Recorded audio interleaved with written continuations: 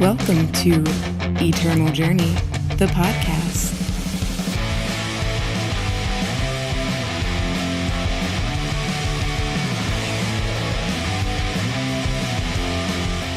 Greetings, everyone, and welcome to another episode of Eternal Journey, the podcast that talks about all things eternal with a focus on limited play. This is episode 3, and today we're going to be diving into the Defiance set review for commons. So what this means is I'm going to go card by card down the commons for the 5th set of Eternal Defiance and kind of give you my card evaluation and rating system on it so you have a better understanding of it when you draft or do a forge. So first things first, though, doing a little bit of housekeeping, want to mention our Patreon, patreon.com/EJ the podcast. This is where you can give back to the show, help me kind of keep producing content, create more draft review videos, stream more, and just finer post-production type stuff. Definitely check it out. You guys can donate as little as $1 a show. It makes a big difference. I really appreciate it.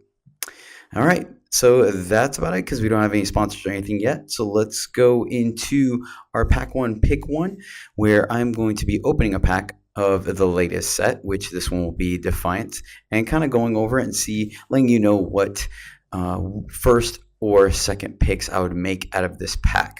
All right, so cracking it open first, we have Carandon Steward. This is a 1/2 for 2 and a shadow.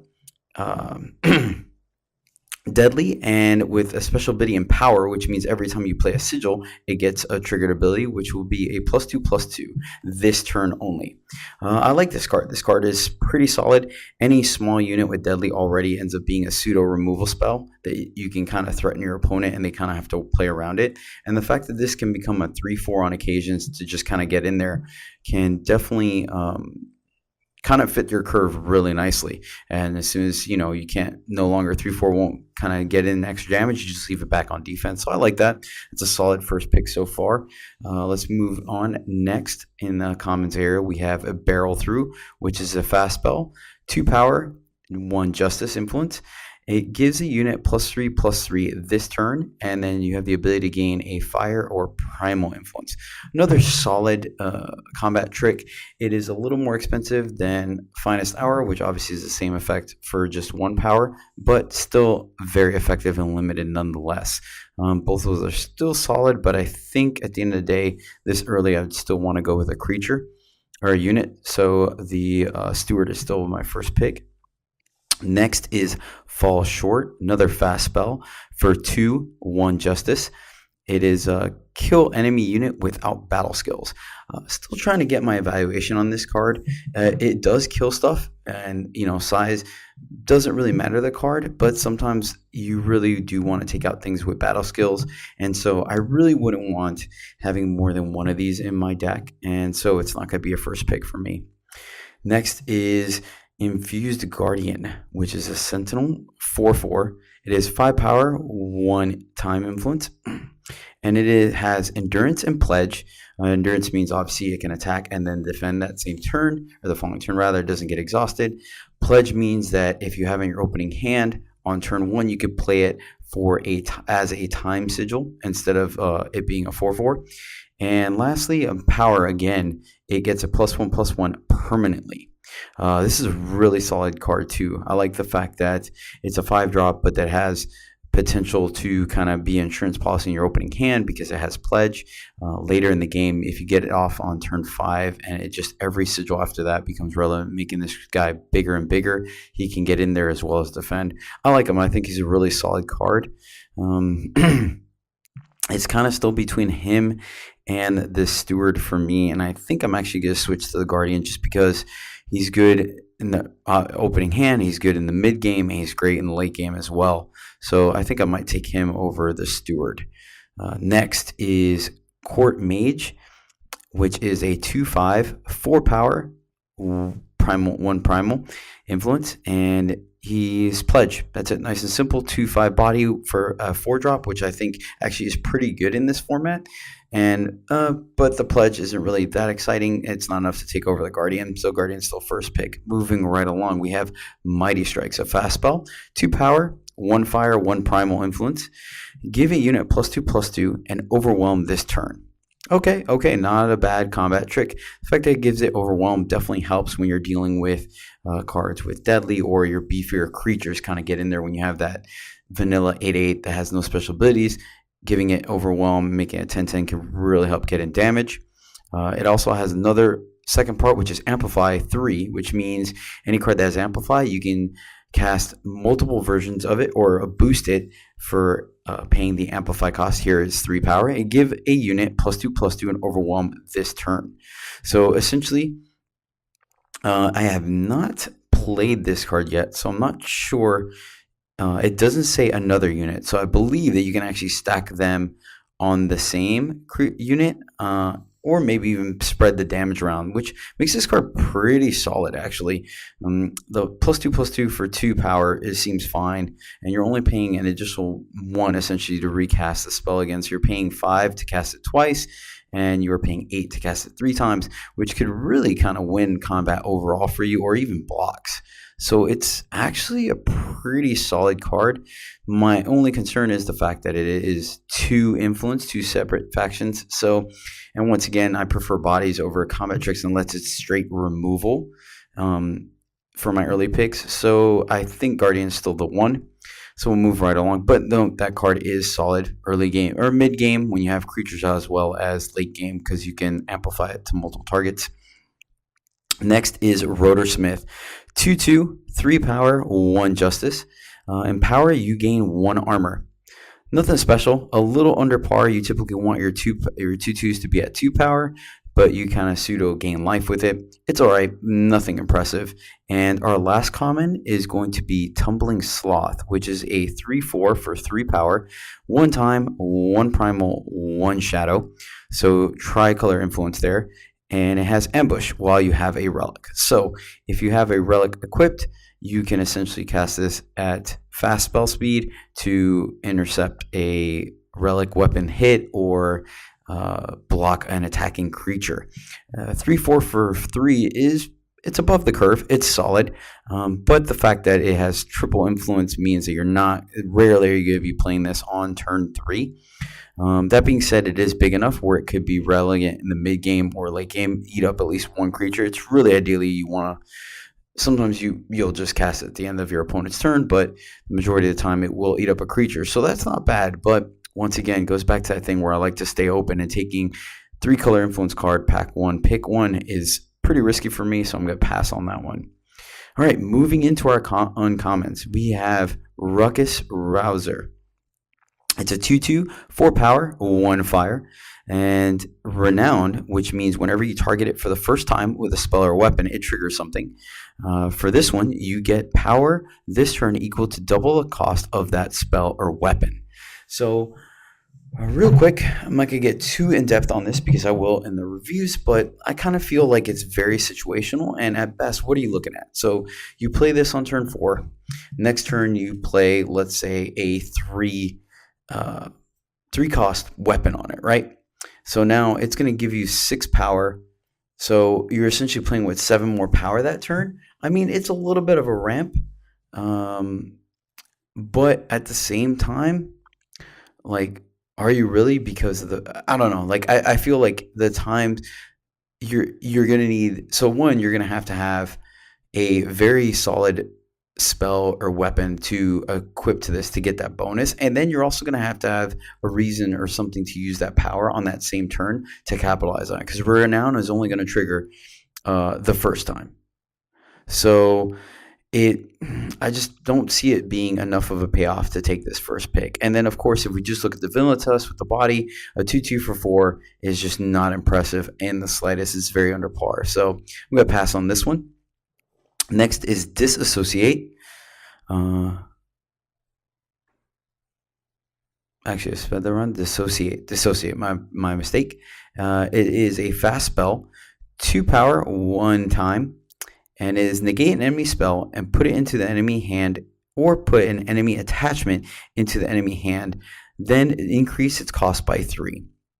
So at best, I feel like this card is all right, and my issue with it is that it doesn't hit units. So Essentially, delaying a spell or delaying an attachment is a good thing. It is a tempo play and could give you a chance to kind of find an answer for it before it comes down again, excuse me.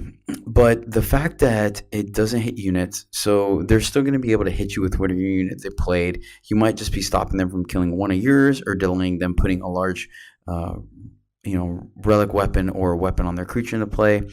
It just doesn't seem impactful enough for me to value this card highly. Yeah, sure, I'll take it somewhere between 7th and 12th pick, but first pick, definitely not, so I'm going to move on.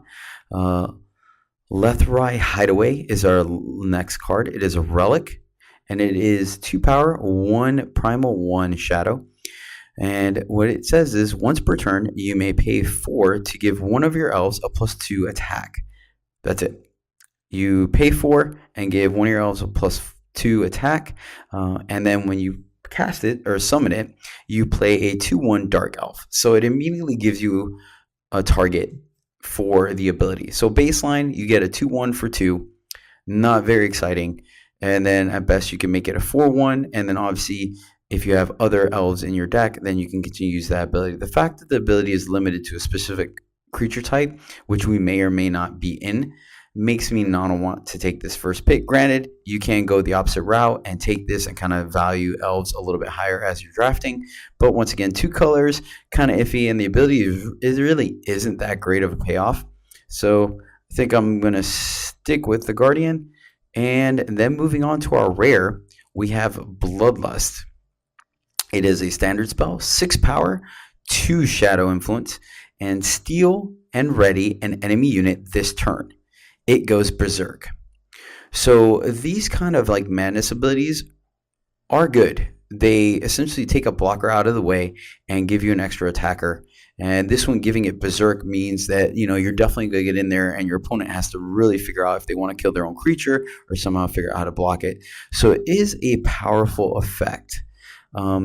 Though I still really feel like it is a little deck specific. You really want to have your opponent on the back foot to do this. If you are playing a slow deck where you're both kind of filling up the board and have several creatures on each side and things like that, having Bloodlust isn't going to quite get you there. If you have a bunch of flyers, maybe, and stuff like that. But you really want to put it in aggressive decks that are kind of curving out your opponent, really putting them on the back foot so they're constantly defending. So they make a couple unfavorable trades and things like that to keep their life total high. And then you use this as a finisher. It's the last spell you cast of the game to take their big creature, swing it back at them, and win. It being 6 means you're kind of delaying there. So without knowing which way our deck's going, I don't think I really want to take it first pick, because if we're just not the deck that wants to use it, then now we're looking at sacrifice outlets and things like that to kind of capitalize on it as a pseudo removal spell. So I think for me, I am going to stick with Infused Guardian will be my pick here. It is a common, but it's 1 influence, so you can splash it very easily. Pledge gives you insurance. It's good late game. It's good mid game. Steward, once again, Corendon Steward is another pick for me. I like deadly units, and that one's playable. So those would be the top 3 for me. I would take Bloodlust if I was just kind of in the mood, but taking it first pick is kind of risky. So yeah, that was our pack 1 pick 1. I hope you guys kind of got something out of it. And with that, let's go ahead and move into our main topic, which once again, we're going to be reviewing all the commons for the Defiance set, which is the 5th set of Eternal. I'm going to go pretty much right down the line. I didn't do any special filtering or anything like that.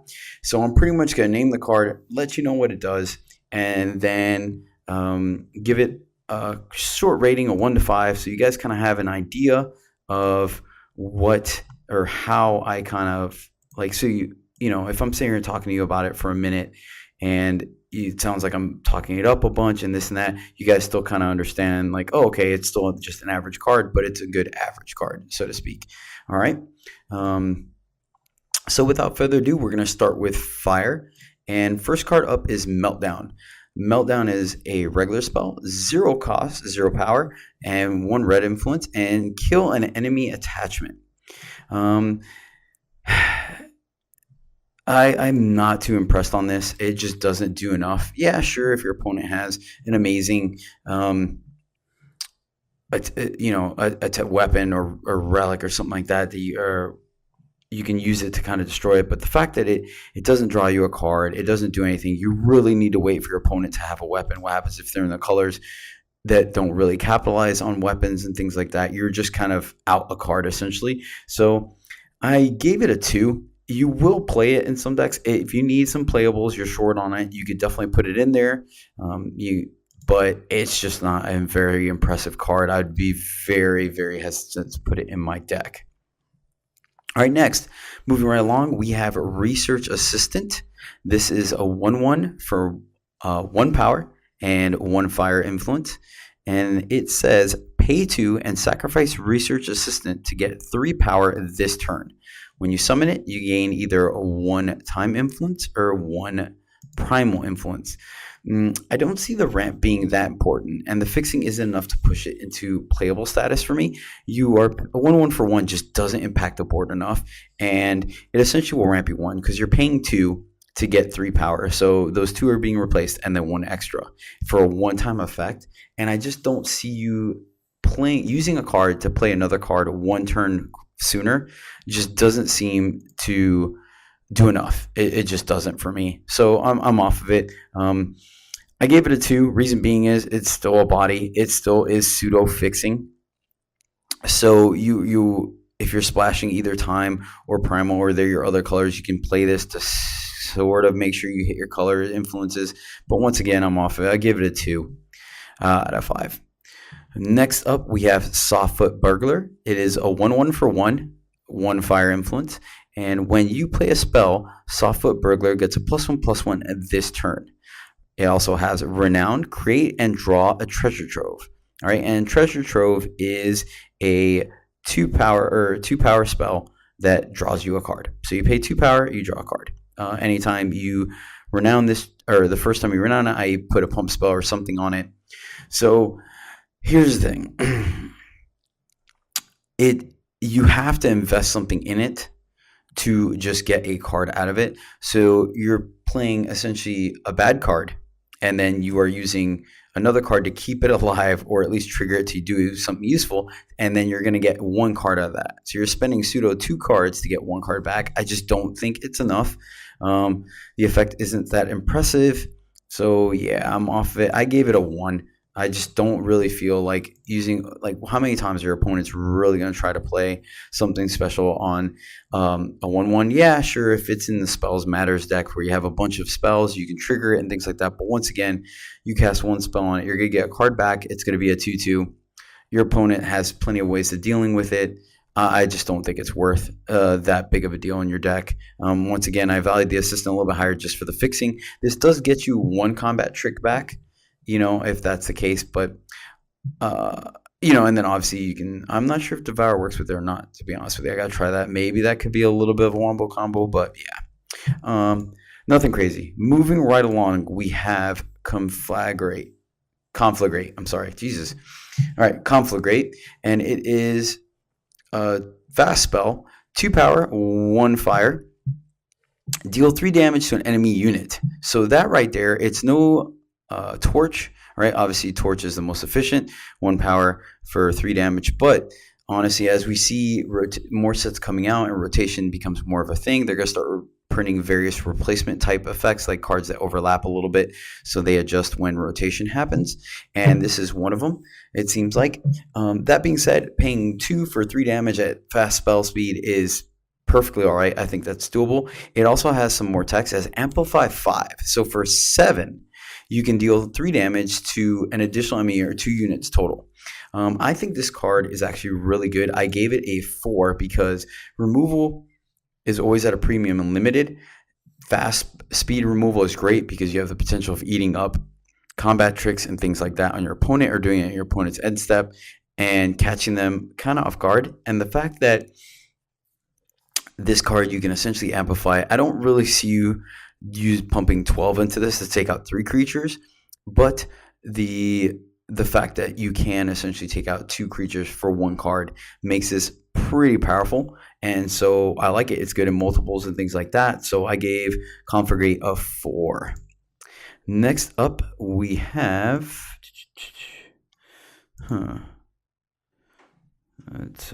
give me 1 second. I have Spitfire on here. What am I missing? Oh, I missed a whole line of text. Okay, interesting. I won't have to add that. All right, well, we'll stick with the thing though. All right, so we have Ani Forge Master. It is a 2/2 for 2, 1 fire influence, and Renowned, create and draw a +2/+1 weapon. I think this card's fine. I'll give it a standard 3. Reason being is at the base level, vanilla is the 2/2 for 2, which is fine, fits your curve great. And you have the added bonus that if you do use a pump spell on it or a combat trick or something or even just slap a weapon on it, which sometimes it happens, you get a little bonus that can be shared permanently with another unit. So I like it. I actually give it a 3 because once again, it's just the Renown isn't broken. It's not like you can repeat it, but it is solid, so I like it. I think it'll fit well in your curve. Next, we have Fireheart Recruit, which is a 3/1 for 3 and 1 fire influence, and it is quick draw and pledge. Pledge, not as impressive on this card, just because typically threes, you're going to look at your curve and your open hand. If you really need to, it'll get you there in a pinch if you need that extra sigil, but threes, typically you're going to want to keep them in your opening hand so you can play them on curve. That being said, it is okay on defense because the 3 power will allow it to trade either evenly or trade up with other units. The 1D health isn't that big of an issue just because of the fact that it has quick draw. So when you are turning it sideways or attacking with your creatures, which most red or fire decks do, it will end up being quite effective again there for some points of damage, or your opponent will be hard pressed to kind of figure out ways of blocking it in a way where they won't lose at least one creature. So I like it. It's a good part of your curve. Once again, the card isn't overly impressive, so I'm going to give it a 3. Next up, we have a Grandfather's Axe, which is a weapon, 3 power, 1 fire, and it is simply +1/+1. Put it on a unit and it gets a +1/+1. The text box says when the wielder dies, draw Grandfather's Axe from your void. So it's essentially a +1/+1 that you can kind of cast over and over and over again. I would say that repeatable +1/+1 isn't that impressive. It does change combat math and make the game a little interesting, but what I think really puts this card over the top for me is the fact that it is in a color that has Renown.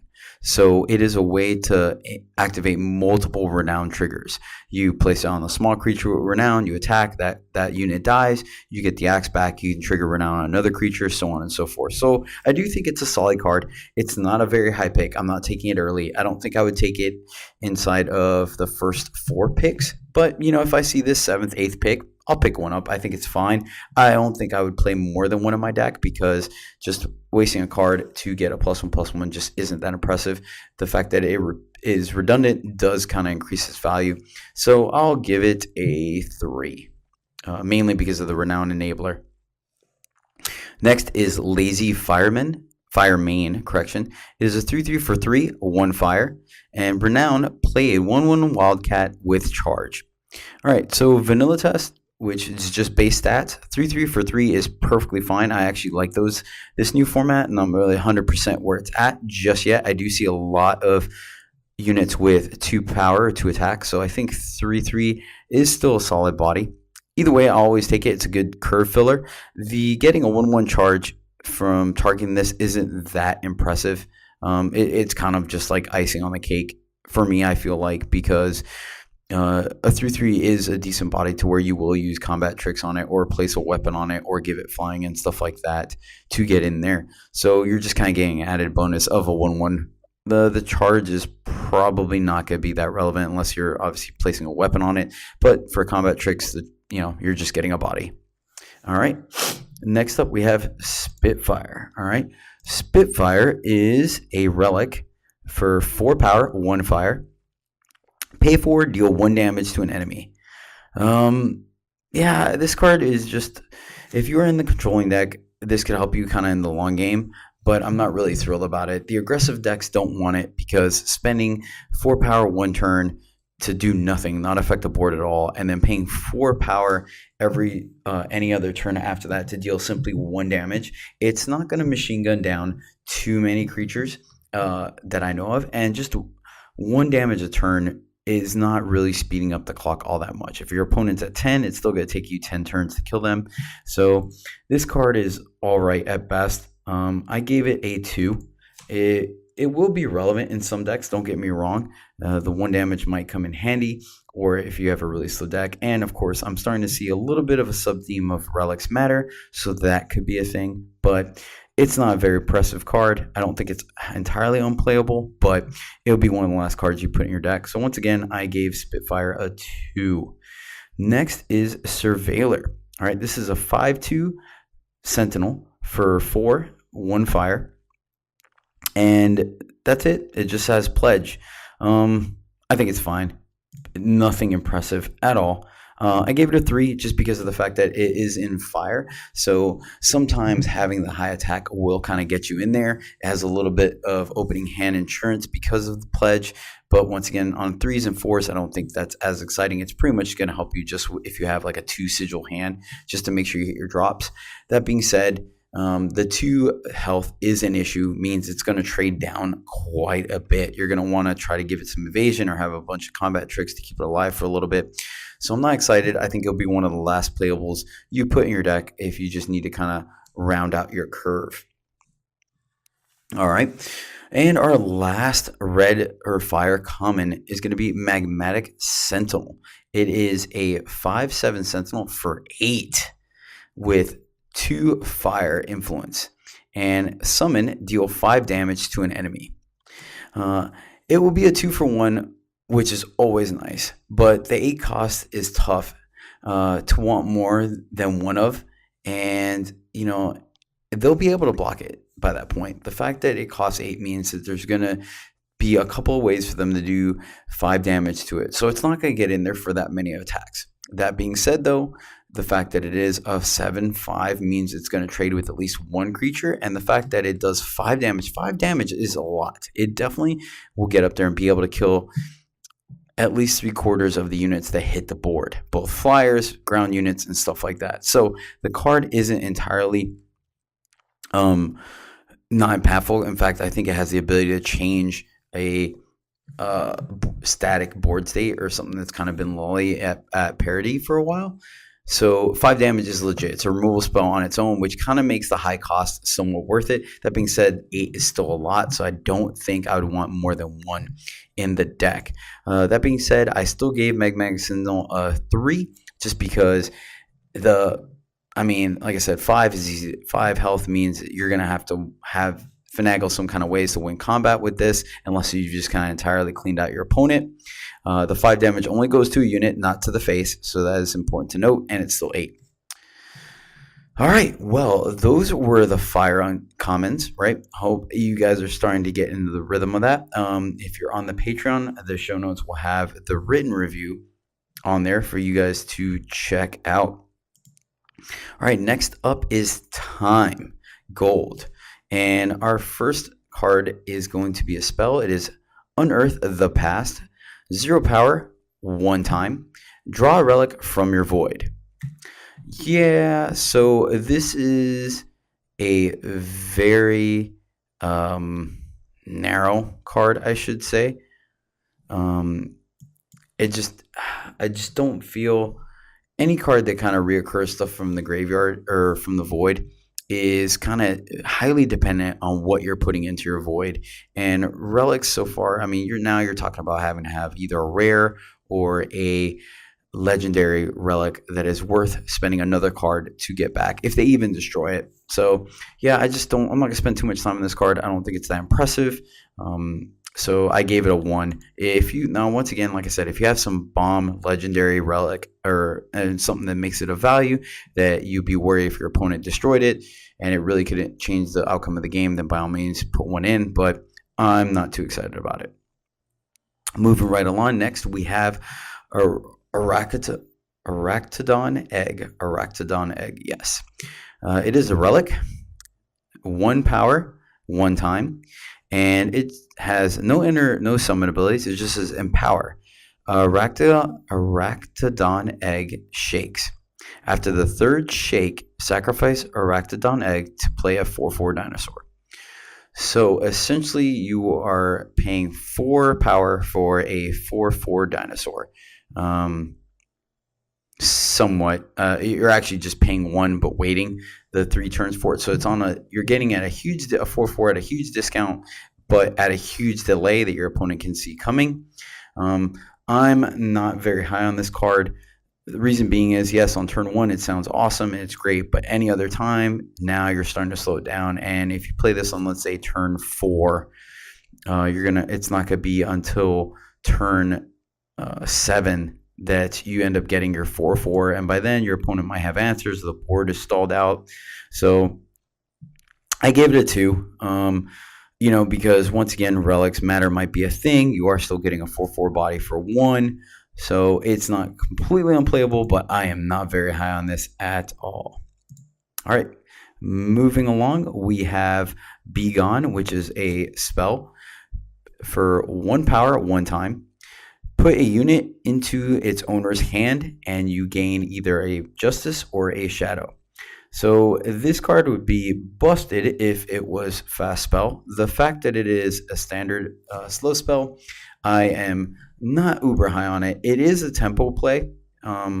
It will essentially, you're going to spend less power than your opponent did to cast whatever unit they did. So it is going to be a huge tempo play. The fact that it's slow means that you can't really capitalize on, let's say, blocking their unit, having them use a combat trick or maybe a damage spell to win combat in their favor, and then you bounce it back to the hand and negate that. So it loses some points, but I gave it some points for fixing, and the fact that, like I said, if you have an open 1 power somewhere and they end up playing their 5-drop for the turn, you can essentially bounce it and then play your own 5-drop. So that's a huge tempo swing, playing them back a turn and you ahead a turn for just 1 power. So that's good, but once again, I just gave it a 3. So standard card. All right. Next up, we have Scorpion. It is a 1/1 for 1 and 1 time, and it has Deadly. I think these cards are great. They essentially are pseudo removal spells, and it's really intimidating factor for your opponent. They're great blockers because they just sit there. You play this on turn 1, and you can just sit back and you decide what you want to block and kill with, because everything it hits is going to kill, unless they obviously have quick draw or some type of invulnerability or combat trick. So then your opponent's in the awkward position on whether they want to use a removal spell to get it out the way, or if they want to keep sending like smaller creatures at it to get rid of it, and potentially save their larger creatures. So I like it. I think it's a solid card. Not super exciting, but it will go in your deck. So I gave it, Scorpion, a 3. Next up, we have Pack Beast. It is a 2/1 for 2 with 1 time. And summon, you may play an additional power card this turn. It's an okay body. 2/1 for 1. 2/1 for 2 isn't that exciting, but it's fine. It's more than playable, or it's serviceable. You really want to see it in your opening hand because of the fact that it could ramp you 1 turn if you have the 3rd sigil in your hand, which does happen. It can happen quite often. The bonus of this is the fact that if they do happen to kill it after you play it, you still get the effect and the ramp, unlike Research Assistant, where if they happen to kill it, then you lose the ramp. So yeah, I think this card's fine. You'll play in your decks. It fits in your curve. I gave Pack Beast a 3. Late game, I don't think the ramp is going to be as important, but like I said, even without the special text, you'd still play a 2/1 for 2 if you need it in your curve. Next up, we have Awaken the Aegis. This is a spell for 3 power, 1 time. Play a random sigil from your deck depleted, and it has Amplify 3. Play an additional sigil from your deck depleted. Standard ramp spell here. I like it because of the fact that it is playing sigils. So once again, it kind of persists through any type of removal or whatnot. As soon as you play a spell, you automatically get the ramp. Not right away because it's depleted, but you are getting the ramp regardless. So I like it. It also, the fact that it lets you get any sigil from your deck is fixing as well. So I think it's a standard card. It's a good card for any time decks, or now that we're going into a 3-faction format or 3-color format, you're going to want these kind of effects to kind of clean up your power influence as well as ramp you, because it'll go from 3 to 4, or potentially if you're casting it for 6, you're going from 6 to 8, which kind of starts to give you access to those larger creatures. So I think Awakening the Ages is fine. Ramp spell, I don't want too many of them in your deck as well, because once again, they don't really affect the board state. They just kind of put you ahead on tempo a little bit against your opponent. So I gave it a 3. Moving on to our next one, it's going to be an insect 3/3 for 3 Sandcrawler. Sandcrawler, once again, is an insect, and it is 1 time. And it's 3/3 Overwhelm. I'm not going to spend too much time on this. Like I said earlier, 3/3 for 3 is just fine. The fact that this guy has Overwhelm could come in handy. It combos well with pump spells from Justice and things like that. So Combre is a thing, as well as from some of the other colors. So yeah, I do like it. I think Sandcrawler is a standard card. It'll go fit in your curve very nicely. It can help double block. It handles equipment well. I think it's well positioned in this format. So I gave it a 3. Next up, we have Sirocco Glider. This is a 2/5 for 4, 1 time. And flying while you have a relic is in the text box. I really like this body. So far in the drafts I've been seeing, it's just 5 is a good amount of toughness. You see a lot of the units with 2, 3, and 4, not too many with 5, so it ends up blocking just about everything. 2 power is enough to where it won't kill everything, but you are going to kill some of the smaller creatures, so your opponent isn't incentivized to just start swinging with everything.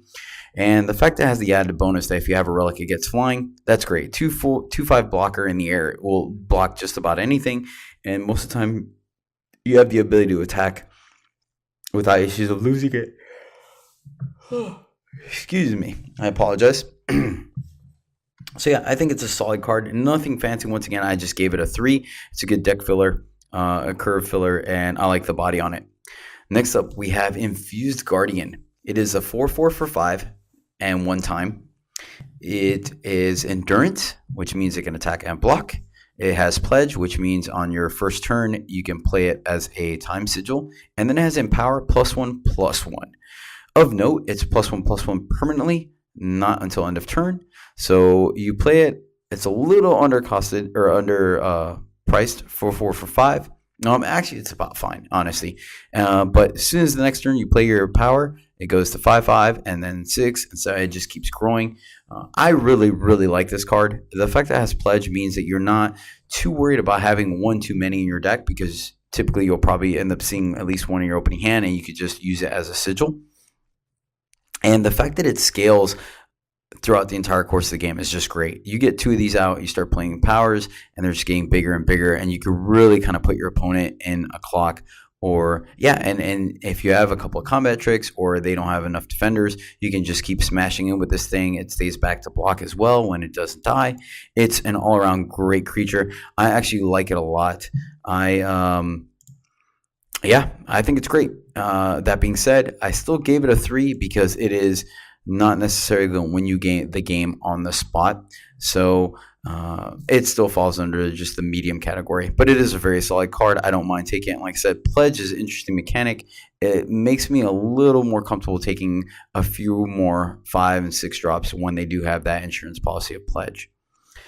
All right, and we're almost done with time. Next up, we have Power Breach Sentinel. All right, this guy is a 5/6 for 6 time influence. And the text says, when Power Breach Sentinel attacks, play the top power card from your deck, depleted. So this card, good top end card, and manages to clean up your draw steps by removing late game sigils, right? So what it means is it's playing the top card in order, the top sigil. So that sigil is not going to be there. So let's say you have a sigil coming up in 2 turns, right? It'll play that sigil, and now in 2 turns instead of drawing a sigil, you'll get the next card. Sometimes there will be another sigil, but sometimes there'll be another playable. So it helps clean up your draws like that. Time, obviously, as we've seen, does have Empower on their units. So you're triggering Empower in mid-combat. So that's a plus as well. And the 5/6 body on a 6 power is fine. It's really good. I think 6 is a strong amount of health. 5, like we saw, can take out just about everything every creature we've mentioned so far. So it is very relevant. I think it's great. it really helps out, like I said, especially when you get some kind of Empower engine going with it and you have like 1 or 2 combat tricks to keep it alive. So your opponent tries to double block it and you just take it out. I think it is a phenomenal card. Because of that, I went ahead and gave it a 4. Once again, I don't necessarily think it's going to win you the spot in the game, but it could potentially help you break parity. It's great when you're ahead. So it's a good blocker, once again, if you are just kind of adding to the board. And once again, like I said, I can't stress enough the fact that it allows you to play 2 sigils in one turn, essentially by playing your sigil that you drew and triggering this ability. It really does make a big difference, as well as just, like I said, getting sigils out of the way from your deck so you're drawing nothing but gas. I think it's great. I would play 1, maybe even 2 in my deck if you have enough synergies with it. So Power Breed Sentinel, a 4. And last for time, we have Runic Protector. All right, this guy, pretty standard, 8/8 for 8 power and 1 time, and it has Pledge. Vanilla, no other text. This card is just a curve topper. 8 is just slightly higher than you want to be, I feel like, in limited. I feel like 7 is about the highest you want to go. 6 is really where you want your curve to stop. But hey, sometimes you need to play 7s and stuff like that. 8, I mean, you really need to have a couple finishers in your deck to put this guy in. The Pledge just give you a little bit of an excuse or insurance policy for it. But, I mean, because obviously 8 is so far away when you're opening hands, so you're definitely going to want to use it for a sigil. But the fact that it's just a plain old 8/8 with nothing special doesn't make me feel comfortable about spending that much power to play it. So it will go in a deck if you need some kind of fatty to end the game, but I'm not excited about it at all. So I gave Runic Protector a 3. All right, so that wraps up our time. So we're going to go into Justice now. First up, we have Endure, which is 0 power, 1 Justice, spell. Give one of your units invulnerable to damage this turn. Yeah, I'm not impressed with this card. I will admit I haven't played it yet, but it doesn't change combat math. So what you see is what you get. It's not going to kind of surprise your opponent and essentially take down a creature that they didn't think you could and stuff like that. It is also not going to save it from a removal spell that is kill a creature. It says invulnerable to damage. So, torch and stuff like that, it will take the burden off of it, but it won't stop them from, let's say, cut ties and things like that. So this, actually, shoot, I take all that back. It's a regular spell. So honestly, your opponent sees it coming. It's just not that impressive, actually. So it just kind of helps you get in there. I'm just gonna give it a 1. I don't think you're gonna play this card at all. Even the fact that it doesn't cost any power, you're still spending a card to do it. So yeah, not great.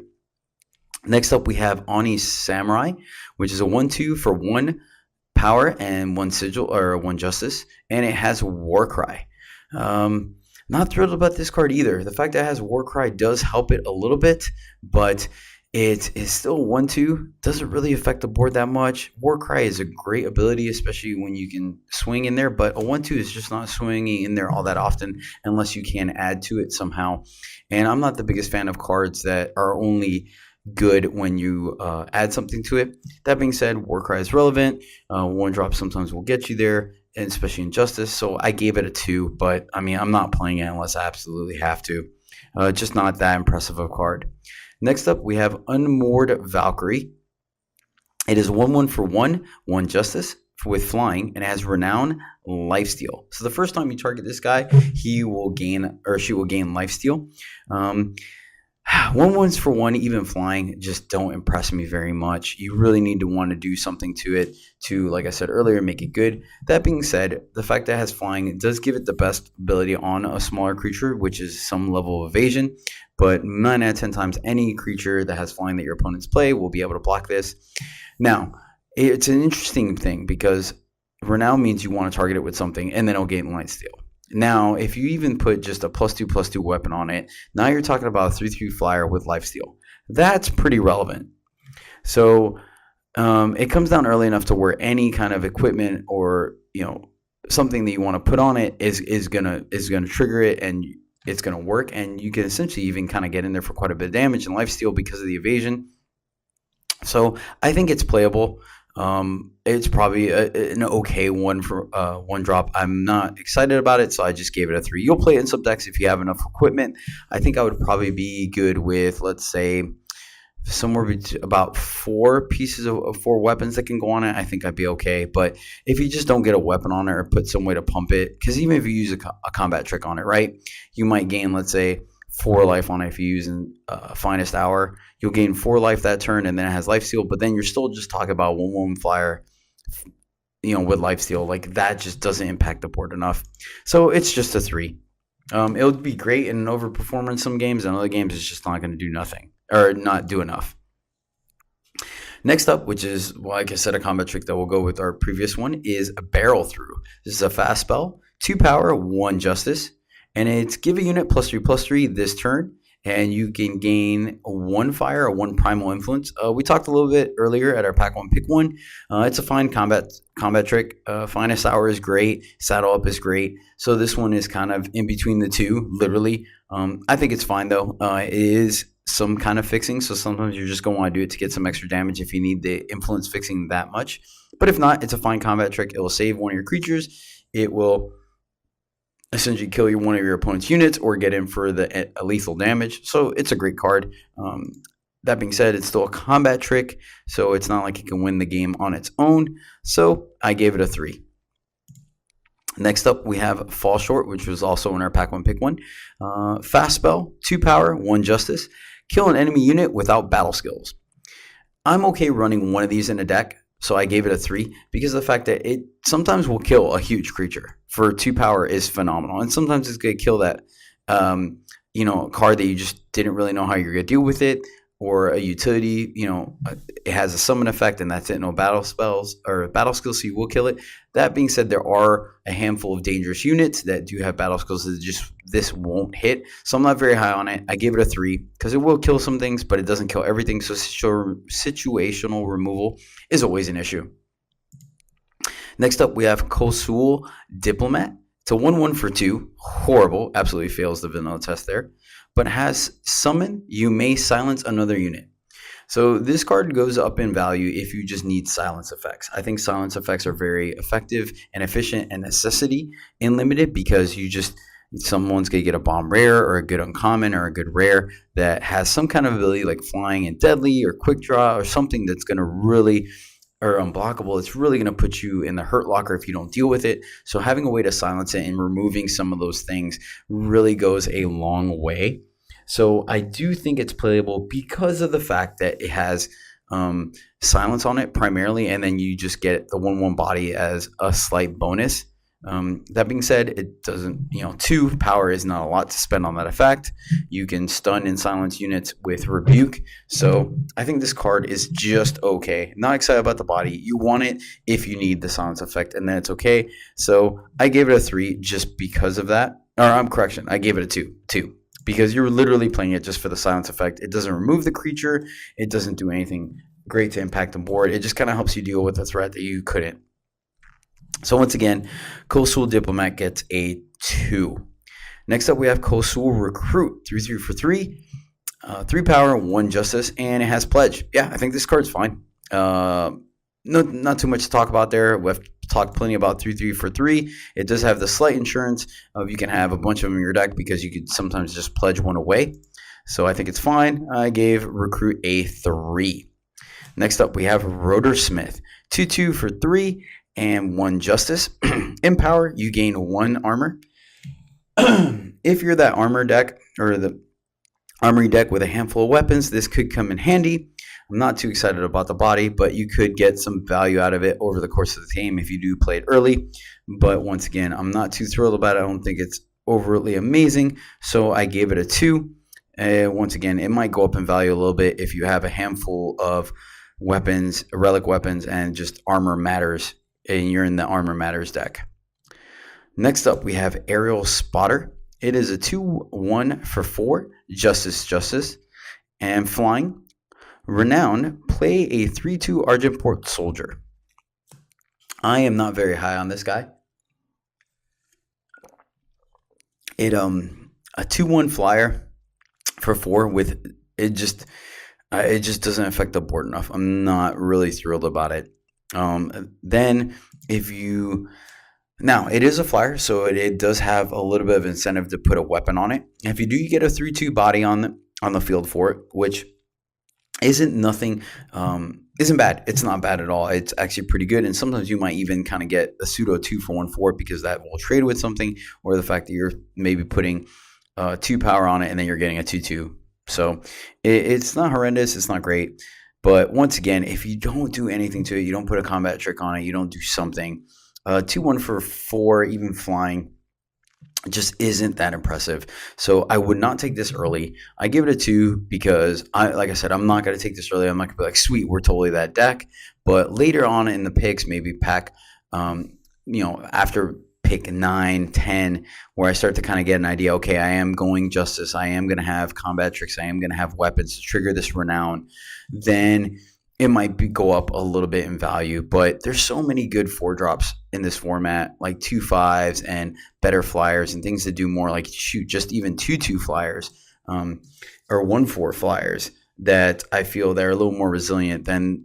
So this guy isn't that high of a pick for me. I could be wrong. My opinion could change as the format goes on, but right now it's a little low, and he's on a 2. Aerial Spotter gets a 2. Last up, we have Oath. Hold on. Give me 1 second to make sure. We have Broken Wing Brawler. Broken Wing Brawler is a 3/4 Valkyrie for 5, 1 Justice. It has Pledge, so if it's in your open hand, you can play it for just 1, or it would become a Justice Sigil. And Empower, Flying, and Warcry this turn. This card is actually pretty solid. It's slightly undercosted without the Empower, or overcosted, I'm sorry. So a 3/4 for 5 is not great at all. We can do much better, like we just saw 4/4 with endurance and stuff like that. So it's not great, but the fact that you can trigger Empower a couple times after you play it, and it becomes Flying and Warcry, I feel like getting at least 1 trigger off of this can really help you kind of get ahead of your opponent. So yeah, and obviously, like I said, you can trigger it multiple times. That being said, because it is Empower is what gives it flying, it's not going to block in the air, so that is an issue. It's not a glorious card. I'm not super excited about it, but once again, it has Pledge, so you can be okay taking 1 or 2 extra, more than you feel comfortable with. I don't think I'd want more than 2 of these in my deck. So I just gave it a 3. I think it's fine. The Warcry, like I said, if you activate this twice and get in there, that's 2 Warcry triggers and potentially 6 damage. I think it's pretty solid there. So Broken Wing Brawler gets a 3 from me. All right, moving on to our final green card, or Justice card. We have Oathkeeper's Hammer. It is a weapon, +2/+2 for 6 power. 6 power for 2/2 worth of stats. Not very exciting. 1 Justice, and it has Lifesteal. So the Lifesteal makes it sound appealing, and they probably valued that a little highly, why you see this at 6. But I'll be perfectly honest with you, paying 6 for 2/2 worth of stats is just not enough. It just doesn't impress me.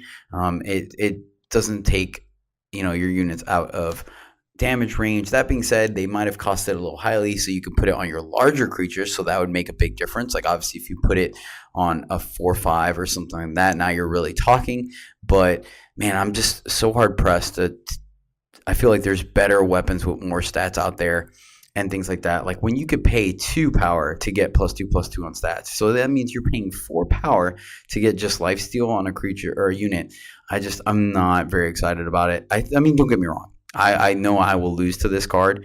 They'll put on a good flyer. I have no way to deal with it, and they'll just get in there, and now it changes combat or racing math and stuff like that. But I don't know. I wouldn't take it early. It would have to be really late, and I'd be hesitant to put them on my deck if I just need ways to trigger Renown or to make my creatures bigger. I was worried about stuff like that. So I gave Oathkeeper's Hammer a 2. I don't think it's a horrible card. I wouldn't gig anyone for playing it, but it's just, like I said, paying 6 power for 2/2, even with Lifesteal, just seems really steep of a cost. So yeah, that wraps up green. Not too bad. Has some solid cards in it, some highly priced cards, but it is what it is. Once again, we'll see what happens when we move on to the uncommons next week. All right, so moving into Primal. All right, first one we have Steely Resolve, which is a fast spell for 0 cost and 1 Primal. Negate an enemy spell with 1 cost or less. So Yeah, I just gave it a 1. I just think it's unplayable. Reason being is you're talking about a limited format, so it's going to counter like what Finest Hour, Torch. Like it hits some really good things, but at the same time, you're talking about some of the best cards in the set. They are common, but are you really going to see it? So you're going to have a card in your deck that could just stone cold do nothing and just sit there. Um, I do acknowledge the fact that it can negate some really great things, but at the same time, it's just too narrow of effect. I feel like you're going to come across plenty of opponents that aren't going to have any cards that fit this category, so you're just going to have a dead card in your deck or in your hand just sitting there. So when it gets there, it gets there. It could potentially be a blowout, and other times it's just going to sit there. So I'm not high on it. I gave Steely Resolve a 1. I think it's more of a constructed card, but yeah. Next up, we have Crystal Dirk, which is a weapon. +1/+2 for 1 power and 1 primal. And that's it. Just a slight upgrade. I think it's not a very impactful card. I think it's really primarily there to trigger Renown. So, Primal does have Renown triggers, and it does obviously go with, as well as with Justice that we just read. They have some. So I think it's okay. But it's just, once again, not a very impactful card. I think you'll play it if you need some weapons to kind of trigger Renown and maybe have a couple of lifesteal agents and stuff like that. But I'm not very high on it. I don't think you're looking to take this early. It's more of like picks 12 through 15 for you. So, yeah, I gave Crystal Dirk a 2. I think the card's fine, but you're not really excited to have it in your deck. Next up, we have Mischief Yeti. Mischief Yeti is a 2/1 for 1 primal, and Renown, draw a snowball. So creating a snowball is fine. It triggers Spelled Matters. You can use it to pig your opponent to trigger Spark. The issue is that it's not that high of a payoff for essentially doing something to a 2/1. 2/1s are fine in the right deck. If you're aggressive in Skycrag, then something like that, you can kind of get in there with all your 1-drops, but drawing this late game isn't going to really do much. Do you really want to spend a card on it to make it mediocre? At best, to just get a snowball. So yeah, I just don't think this card will get there. It just, don't get me wrong, it's not nothing. It will do there if you're going up against another aggressive deck. Maybe you are using the combat tricks to keep it alive and you are getting 1 snowball out of it, which could come in handy in the right curve. So if you're in that deck, I think it probably goes up to just a 3, because really, how impactful is a 2/1 going to be? So I gave Mischief Yeti a 2. It'll fit in aggressive decks and it will reward you for that, but it's just, you draw it anywhere else in the game in your curve and you're just not really happy about it. Next up, we have Frost Talisman. So we just saw an early gameplay, turn 1 play. Frost Talisman is a relic, 2 power, 1 primal, and it summon, you get to stun an enemy unit. So for 2, that's not bad. It doesn't silence them or nothing. It just kind of slows them down a little bit. So it's a tempo play. And then you can pay 7 to draw a card, 7 power to draw 1 card. Well, if you heard me mention this earlier in this podcast, 7 is typically the very highest you want your curve to be at. And this is it. So the issue I have with this is the stun effect is fine. It's not exciting, but it's fine. You'll took it. But man, you are taking up your entire turn to draw an extra card, which sometimes is fine. This is a common, so you're going to see this fairly often, but you're taking a whole turn off to draw a card that may or may not impact the board. It's setting you back some. So the tempo play you might have gained by stunning an opponent, or 1 unit, you're essentially losing by taking a whole turn off to draw a card. I just think that's too much. You really have to be the slow, super grindy controller to take advantage of this. And even then, I think there's better ways to do it. So yeah, I'm off of it. I gave it a 2. You can play it. It will do some work in some decks, and sometimes you will get there and be able to have nothing to do and get to draw a card. But I don't see you drawing too many cards off of this and still winning that game if you just sit there and draw card after card and not do anything to affect the board. So Frost Talisman, unless you're in that Relics Matter deck, I don't think is that impressive. I gave it a 2. You'll play it, but you're not going to be excited. Next up, Kosul Huntsman. 1/3 for 2 and 1 primal. Renowned Killer. So a 1/3 for 2 is just fine in any primal curve. I think it's fine. It blocks good. The fact that it has at least 1 power or 1 health lets it so they can't just swing into it freely. It's pretty standard. Late game, it combos well. I don't, if you want to slap a weapon on it, or if you want to put some kind of pump spell on it, combos well, giving it killer so it can immediately kill something. So that's a thing. That being said, I think it's just all right. So I gave Kosul Huntsman a 3. It'll go in your curve, even if you don't trigger the Renown. A 1-3 for 2 is just fine as a blocker and gets you there. Make sure that you get to the mid game in the development phase. All right.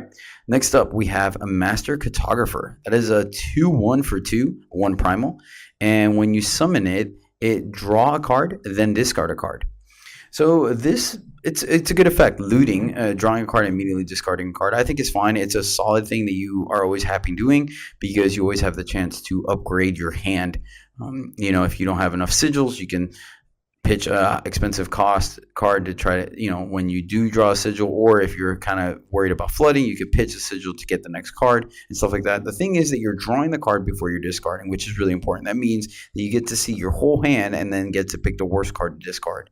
So I think it's fine. I think it's a great playable. It's good, obviously, in the early game and development phase when you're trying to make sure you're hitting your sigil plays and all that stuff. And then in the late game, the 2-1 body isn't as relevant, but you're essentially looting. You're playing 2 power to draw a card and kind of upgrade your hand a little bit and maybe get to your late game. So, yeah, I think Master Cartographer is perfectly good playable, and I gave it a 3. Next up, we have Reinforced Tower Shield. So Reinforced Tower Shield is a relic weapon. It is +0/+4 for 2, 1 primal, and summon to gain to gain either a time or shadow influence. Yeah, it's not worth a card. You're gaining 4 life and fixing your influence a little bit. I don't think this card is extremely impactful in the slightest. 4 life can easily be negated by 1 attack, and so you're just primarily using this for the fixing, and I think that you can get that more inherently in other cards and things like that and more efficiently. So, yeah, I'm off Reinforced Tower Shield. I gave it a 1. I think it's stone cold unplayable. Even in the Relics Matter deck, it just doesn't do enough. All right, next up, we have Fledging Avisar. It is a 1/2 dinosaur for 3, 1 primal. It comes into play with Aegis and flying, which is okay. Like 1/2 flyer, even for 3, isn't that impressive. The fact that it gains Aegis, Direwolf does kind of value Aegis highly because essentially it's going to cost you 2 for 1 or a special creature to take this down. So they kind of tack on a little bit higher of a price tag on this, much like the 2/3 flyer with Aegis for 5. So this is a smaller version of it.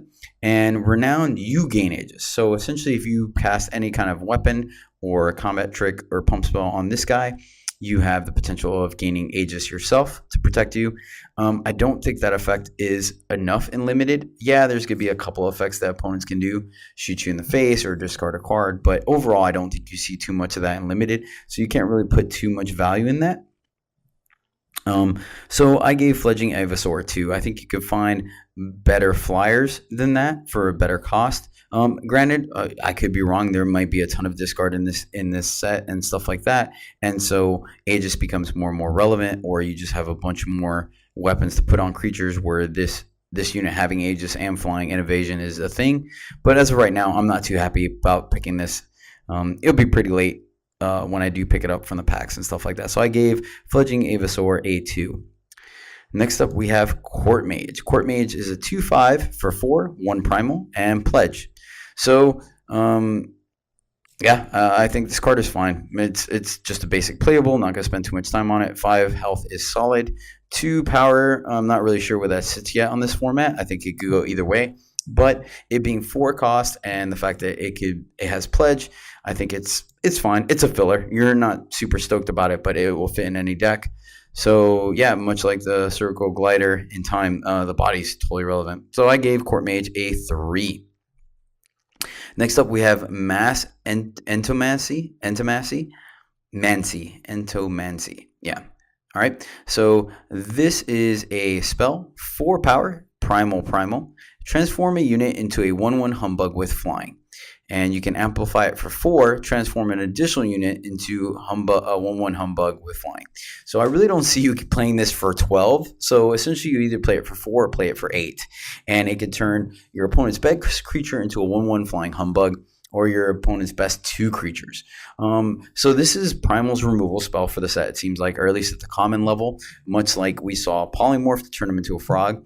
Of note, this costs 1 more and also makes it a flyer, which is something important. Like, it is still a 1/1, but the fact it's a flyer doesn't mean you're giving your opponent a unit with evasion, and essentially they have at least one time to block one of your flyers. So, but it can potentially hit your opponent's best 2 units at one point. So, even though it's not fancy, it doesn't straight up get rid of the card. It does change the text on it, change the body. So if it's a pesky legendary or rare, it can, for most part, get rid of it. Like I said, this is the closest thing to non-damage based removal we're going to see from Primal. So I gave Mass Intimacy a 4. Like I said, the flexibility of being able to essentially kill 1 or 2 units is a thing. It's not super efficient, but it does get the job done. So I gave it a 4. I value removal highly. And our last and final Primal card is going to be Acantha's Outrider. I hope that's how you say it. Acantha's. I think either goes. I'll find out. So it is a 3/3 Elf Serpent for 6, 1 Primal, flying and pledge. And Acantha's Outrider costs 3 less while you have a relic. So here is one of the quote-unquote payoffs for relics matter. You essentially can get a 3/3 flyer for 3. I'm not. I think it's highly overcosted. I don't know yet how much relics are going to matter in a deck to make this consistently a 3/3, because obviously paying 6 for it is just out of hand. It does have pledge, but once again, you essentially don't want to see your pledge cards in your opening hand because they typically are expensive. It's kind of just an insurance policy should you have to keep a hand. But I'm not too excited not seeing this. You know what I mean? Like, what I'm saying is I'm not thrilled about pledging it, and then I'm not thrilled about playing a 3/3 flyer with just vanilla essentially on turn 6 either. So I ended up giving Acantha's Outrider a 2. This could change if it turns out that Primal is just one of those colors that wants relics in their deck and they put them in there and it's a great time for everyone. Then that will change, and et cetera, et cetera. I'll change its valuation. But right now I'm not very high on it. I think you could do better. So I gave it a 2. And that finishes Primal. All right. And the last color we're going to be going into today is Shadow. All right, let's start it off with Borrowed Violence. This is a spell, 0 cost, 1 shadow. Each unit in your hand gets a +1/+1. So I'm not really excited about Borrowed Violence. It just so it doesn't cost anything, but at the same time it costs you a card.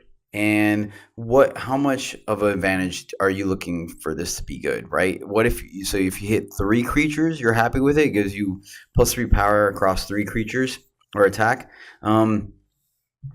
If you have a full grip, then it's great. You're adding 4 or 5 power or attack to your total hand, but it's across creatures. It may or may not upgrade because this effect is a thing. But what happens when you draw it late game? I think it's just too swingy of a card, not impactful enough. So I gave Borrowed Violence a 1. I just think it's unplayable. Next up, we have Cabal Scavenger. This is a 1/2 for 1 shadow, and it's a Gunslinger Rogue with Lifesteal. And when you play a relic, Cabal Scavenger deals 1 damage to an enemy player. So a 1/2 for 1 just isn't that great, even with Lifesteal. It has no evasion. So what really kind of adds value is the second line of text, which is when you play a relic, Cabal Scavenger deals 1 damage to an enemy player. It has Lifesteal, so you're going to gain a life off of that 1 damage. So how many of these triggers are we looking for it to be good enough, right? We have to play 3 relics to get 3 damage off of it, and it goes to the face. So you're gaining 1, they're losing 1. I don't, how many relics are you going to play in your deck? Like, let's say you play 6 relics, so you may hit 3 over the course of a game. I just don't think that's impactful enough. I don't like this card. I gave it a 2 because of the fact that a 1/2 Lifesteal, sometimes you're just going to need something to start off your curve at the bottom, and it'll take a spot. So Cabal Scavenger got a 2, but I'm not thrilled about it in the slightest. Next up, we have Curator's Spear. It is a relic weapon, +1 or +2/+1, 2 power, 1 shadow, and when you summon, get a +1 attack if you have another relic. So at best, it is a +3/+1 relic weapon for 2. I It has the potential of doing the same amount of damage as conflagrate, like we talked about earlier in fire. I keep wanting to say conflagrate, but it's conflagrate. Yeah, conflagrate. Oh, geez. Anyway, yeah, words are hard. Anywho, and you essentially, yeah. But that being said, you're taking damage to do it, and you have to have a little bit of a stipulation. If not, it's just 2 damage for 2. So I don't know. I'm not high on this. Once again, this one I think is not going to be that impressive, but it could turn around. Maybe maybe you can make it a 3/1 more consistently, I think, and it'll act a little bit more like conflagrate. But once again, it's not at fast speed, so I'm not very high on Curator Spear. I gave it a 2. And then obviously, like, creatures in the format too. How many 2 toughness creatures do we have, or units? Will it be able to kill a lot of things, etc., etc.? Moving on. Karandon Steward. We talked about it in our pack 1 pick 1, which is a 1/2 rogue for 2, 1 shadow, and it has deadly, which already makes it great. Like I talked about in the Scorpion earlier, we're not going to go too depth in this, but it has Empower, which could potentially, you play it on turn 2, turn 3, 4, and 5. It becomes a 3/4 with Deadly, which your opponent may not essentially block. So it'll get in there for 3, 6, 9 damage sometimes before it stays back and defends the block. So yeah, I think Steward is a solid card. I like it. I will be happy putting it in my deck. That being said, it isn't going to win you the game on its own. So I gave Karandon Steward a 3. Next up, we have Mob Rule. Mob Rule is a fast spell, 2 power, 1 shadow. Kill an enemy unit with attack equal to or less than your number of units. So this is situational removal. It's not going to do much when you're behind.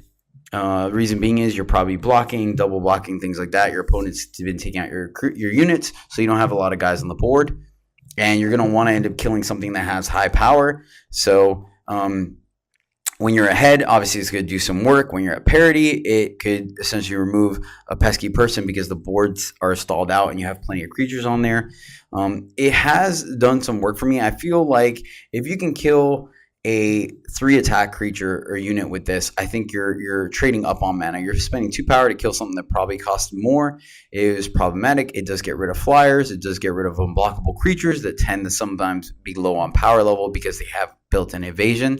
So, and then like I said, in installed board states, this card is just straight up a removal spell. The fact that it's fast speed really helps as well because you can eat up a combat trick or something like that. So I do like it. It is still situational. It doesn't get rid of everything you want all the time, but I feel like it is pretty efficient removal. So I gave Mob Rule a 4. Next up, we have Scavenge. Scavenge is a spell, 2 power, 1 shadow. Play 2 1/1 rats that can't block. Gain 1 fire or 1 justice influence. Yeah, so no idea if going wide or spells matters is a strategy in this format yet. So I don't really know where to rate it. Obviously, it has fixing. It gives you 2/2 for 2, which is fine, but the fact that they can't block means it may or may not be good late game. Fixing is relevant. It's not something to ignore, but I just don't know, like I said, if the strategy is that having 2 units that can't block essentially will make a difference. So for right now, I'm going to give Scavenge a 2. You'll play it when you need, once again, to fill up your curve, but 1/1s just don't affect the board late game. It's really, you want it on turn 2. You want to be able to swing with them literally because they can't block. And sometimes it's just not going to be the case. So I'm not very high on Scavenge. It gains a little bit if, like I said, you need the fixing. So I gave it a 2. Next up, we have Flickerling. It is a 2/2 Wisp for 3, 1 shadow, and it has flying. Yeah, standard. It's a 2/2 flyer for 3 is about right what you want. Really standard card. It's good. I mean, built-in invasion. You cast it early. Your opponent, someone has to deal with it. 2/2 body is not super easy to get rid of. It's not super difficult. So Flickerling is a 3 rating because it's just good. It's good on your curve across the board. You're just not super uber thrilled to play it. You're not like, yeah, windmill slam, we got there. Next up, this is a fun card, is Lethri.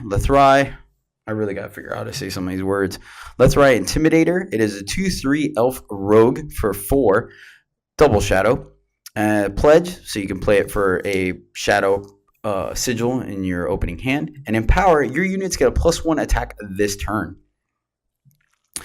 So a 2/3 for 4 isn't something that I'm crazy about, but it's fine. It's serviceable. The pump ability could be a thing. Like if we're comboing it off with, Scavenge and having rats and kind of going wide, you may or may not play this on turn 4 on curve. If you do, it's fine. But if not, I mean, it can. You play one sigil, you have the potential of pumping 4 or 5 different units. So essentially giving you a +5 attack. So I think this card is good. Sometimes it's going to overperform and you're going to feel like you lose to it, especially if you have like 2. So every unit's getting +2/+2 or +2/+0. But that being said, it can get stalled out really easy. It might even be a win more card. So I think Lethri Intimidator is a 3. Next up, we have Breath Stealer. It is a 5/3 Nightmare for 5, 1 shadow, and Pledge. Once again, not very exciting card. It'll probably be your last playable that you put in your deck, when you're kind of looking for it. The fact that it has 3 health, it makes it a little fragile to be spending for a 5-drop, and it has no other special attacks. It's just a body. So, if you, like I said, you need something to put at the top of your curve, you'll play it, but I feel like you can get a lot more out of your 5 slot. So I gave Breath Stealer a 2.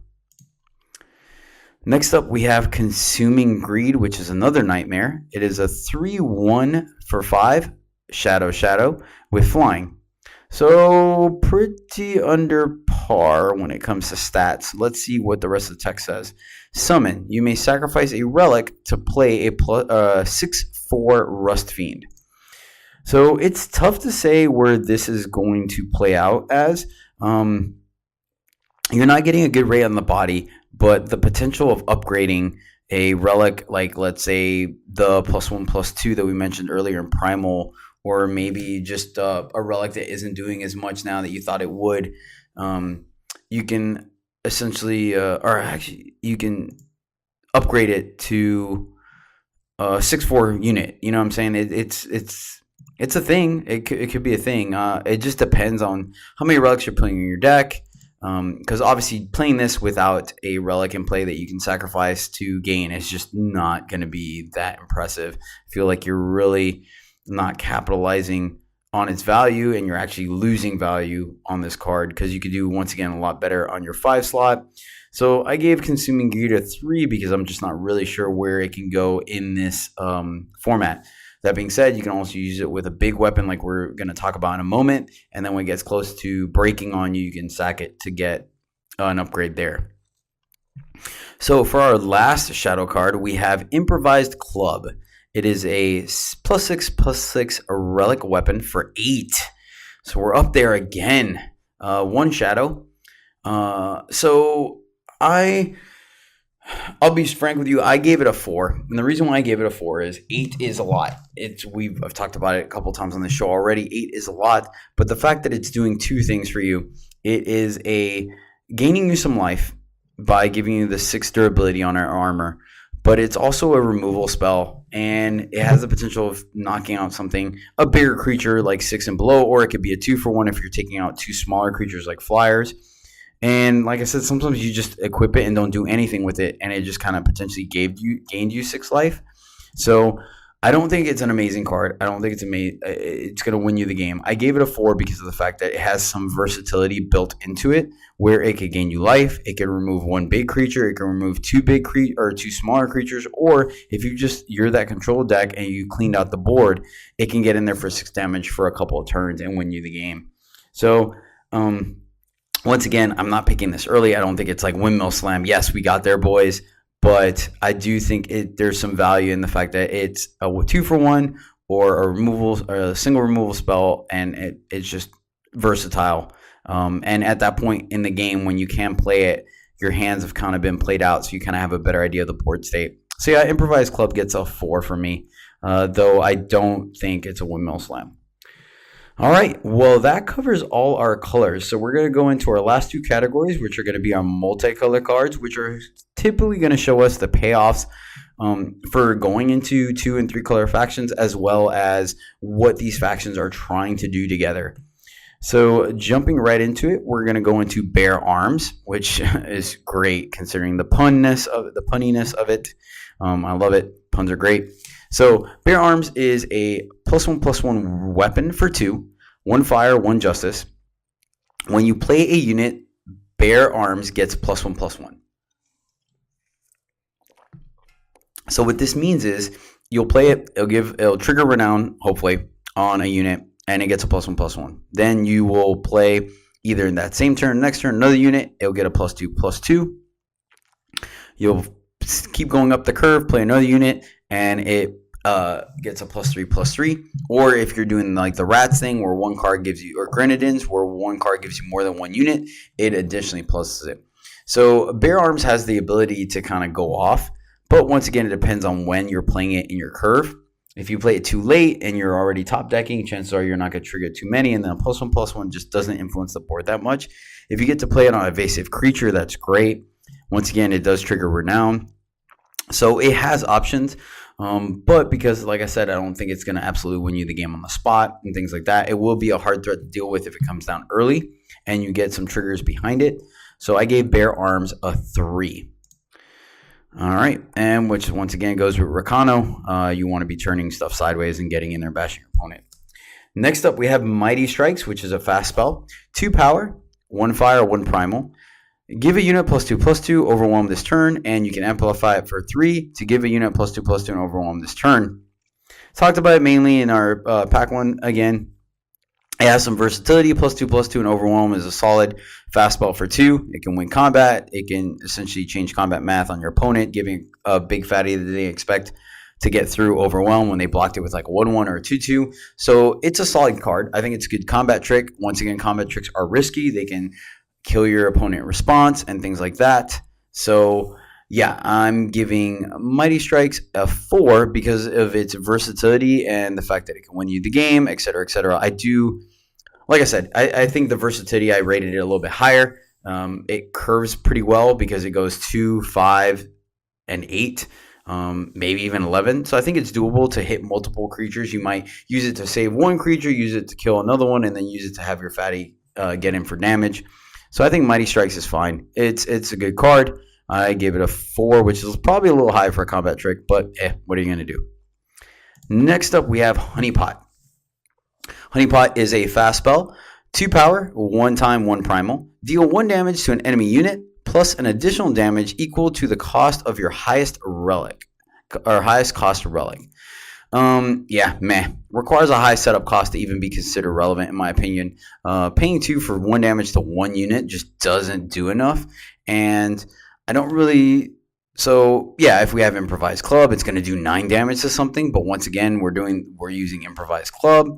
Like, it really depends on what relics you have in your deck, how many of them you have in your deck, or is this a relic that's going to do additional 2? So we're playing 2 for 3, but with some setup cost.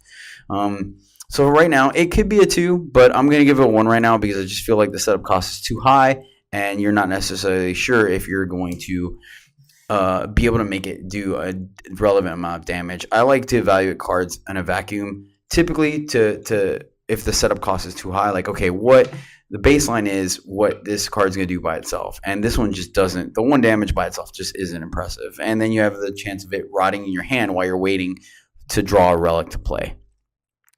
And obviously the payoff is not big enough for you to want to play subpar relics just to trigger this.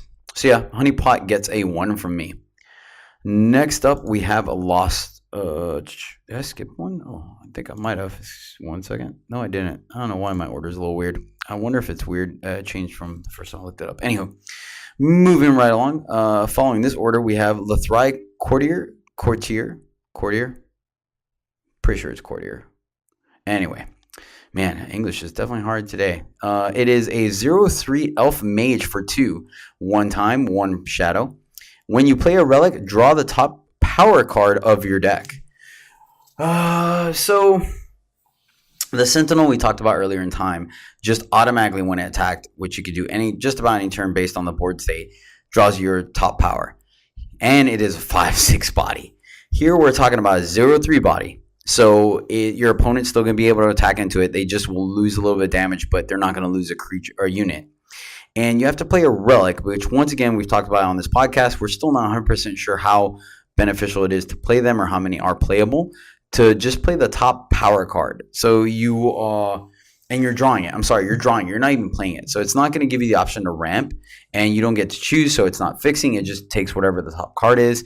Yeah, I'm not very excited about this card. There's nothing on it that really impresses me. So, well, we're going to want. So it just isn't. Like if you need a 2-drop to kind of help fill out your curve to make sure you don't get rolled over by aggro decks, then you'll play it. But I mean, even with 4 relics, you're talking about maybe drawing 1, maybe 2 in a game, and drawing just a power. I'm not excited about it. Lethrai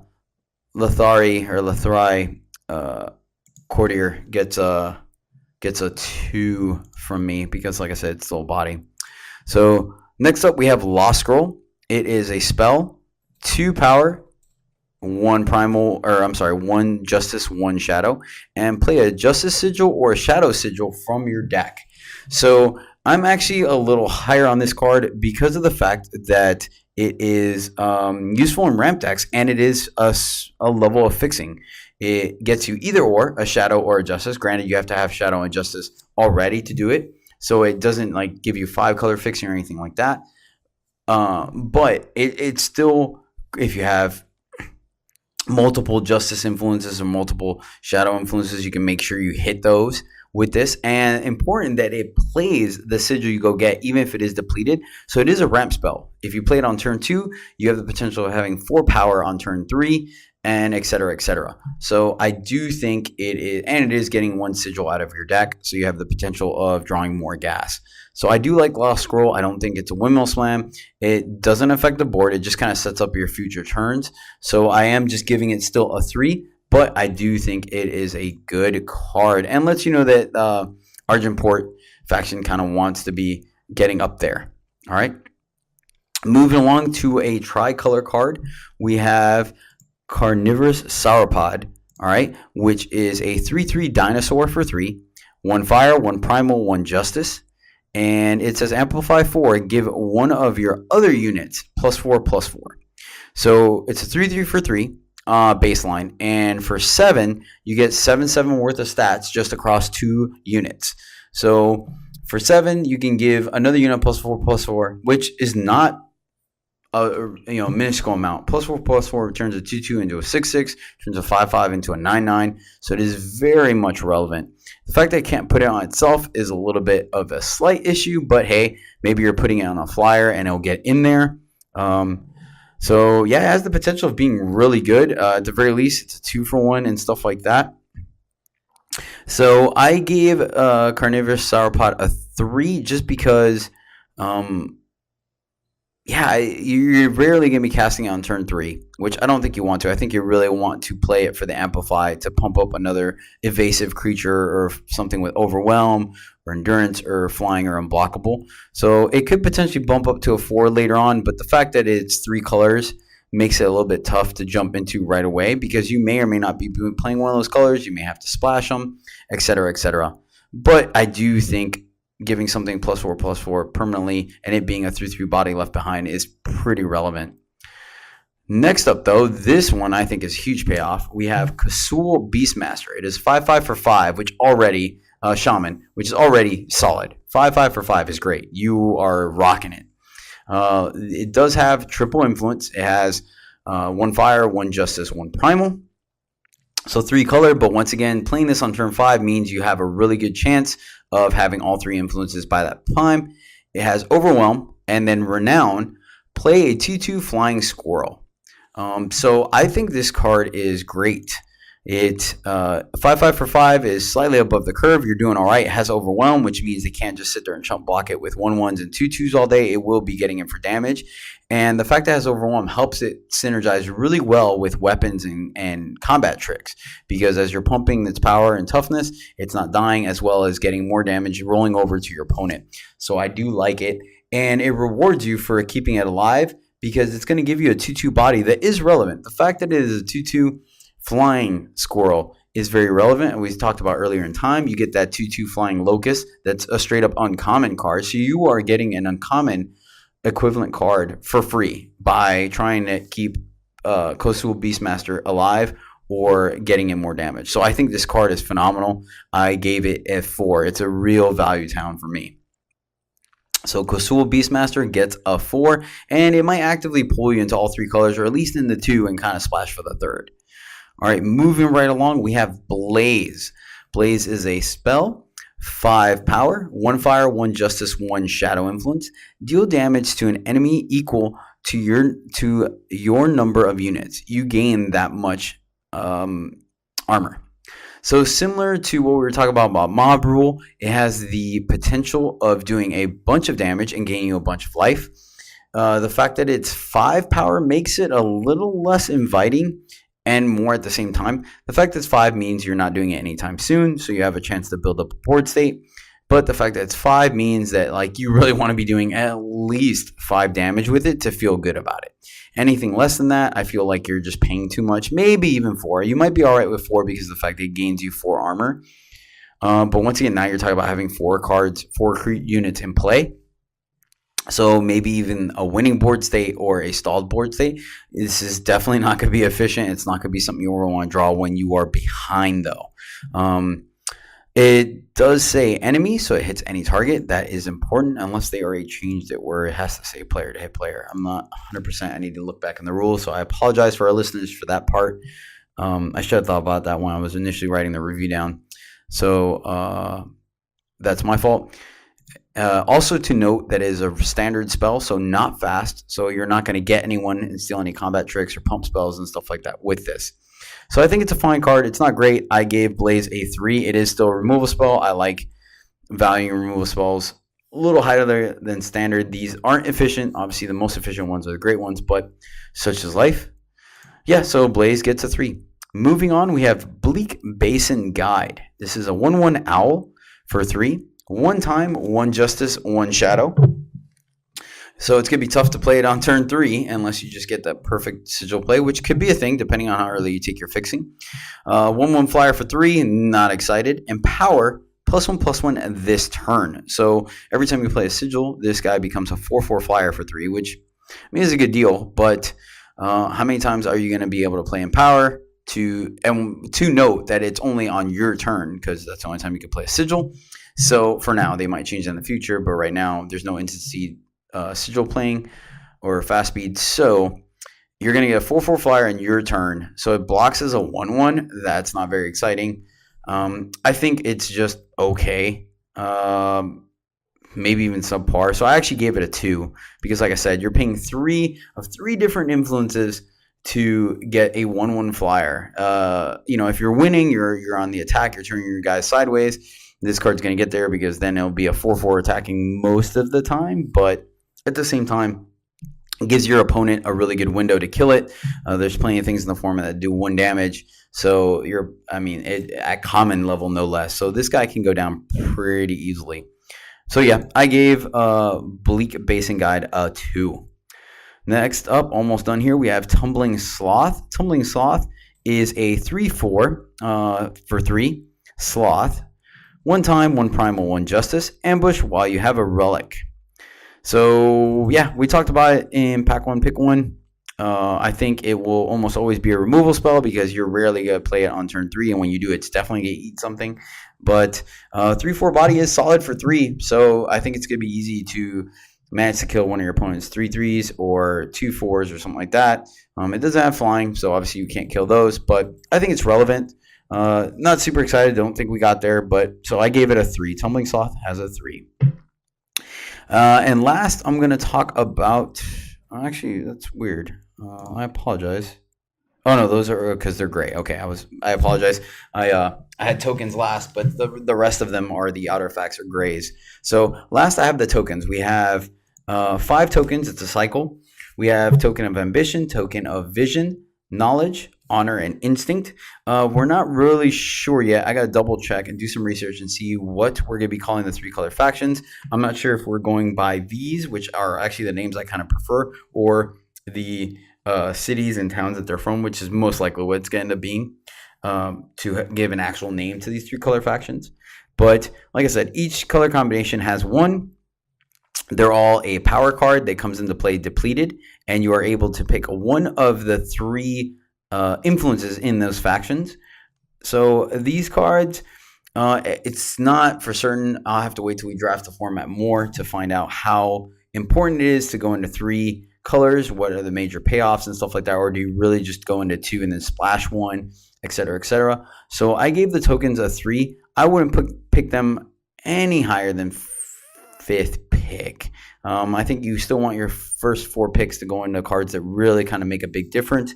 And then after that, if there's nothing in the pack, like in your major colors and things like that, you can start picking up the tokens to make sure you just cleanly have all the fixing you need to hit all 3 colors. Yeah, nothing too exciting about those. Pretty standard. Like I said, I wouldn't pick them highly, but they will help you. Definitely, the more you get, the easier it is to play all 3 colors effectively. All right, thanks for sticking with us. We're almost there. We're at the home stretch. We have the neutral or gray, which is 5 cards that you can play in any deck. So that gives them a little bit of value, but really you want them to still be solid playables before you put them in the deck. So we're going to start with Astromancer's Compass. This is a 1 power relic, and once per turn, you may pay 2 to give one of your units a +1/+1 this turn. So this is very similar to the Oathkeeper, the Minotaur Oathkeeper from Justice. That's a 1/1 for 1.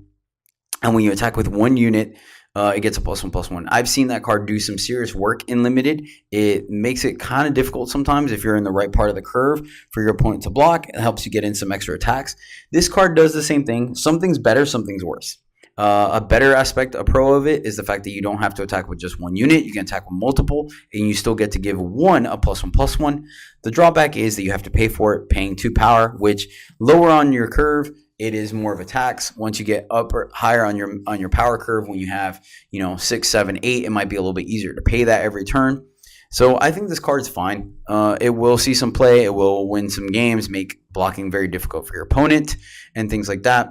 So I gave Astromancer's Compass a 3. Next up, we have Bannerman. Bannerman is a 2/2 for 2 soldier, and you summon, you gain an influence of your choice.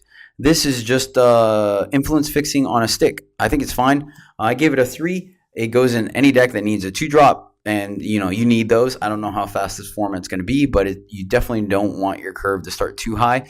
And the fact that you're always going to want it to 2-body, whether you need the fixing or not. So that's already solid. And then the fact that you get the fixing tacked on it in all 5 colors is absolutely wonderful. So I think it is a solid card. It obviously goes up in value if you are you are for sure in 3 colors, very solidified in 3 colors, and don't have as much fixing as you would like, or just feel like you always use more. I would take it. Yeah, so Bannerman gets a 3 for me. I think it's fine. Next up, we have Iron Hook. It is a relic weapon, +2/+2 for 3 power. Okay, I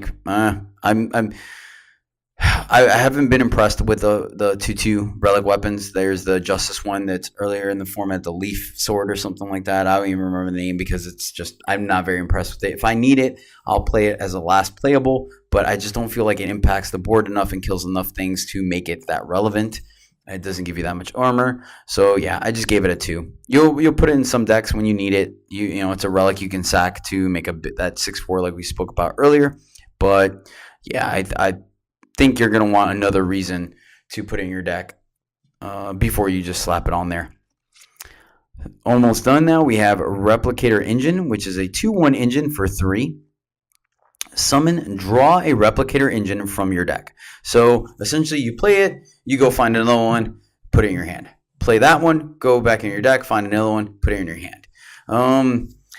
It would be better if it wasn't a 2-1 body. I feel like a 2-1 body just does not influence the board enough. You really want like some kind of like unit trigger. Like if you could play a unit, something happens, which so far we only saw at one other unit or one other card at the common level.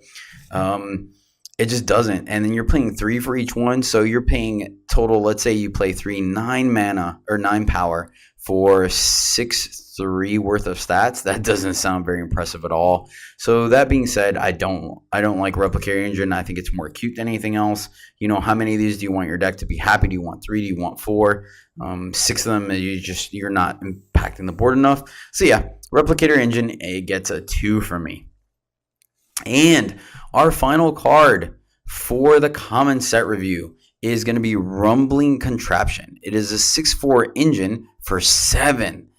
Has Overwhelm, all right, which isn't bad with 6 power, but having 6 attack, but having 4 health doesn't really seem great. And Summon Exhaust Rumbling Contraption. So it comes into play exhausted, so it can't block the turn you play it.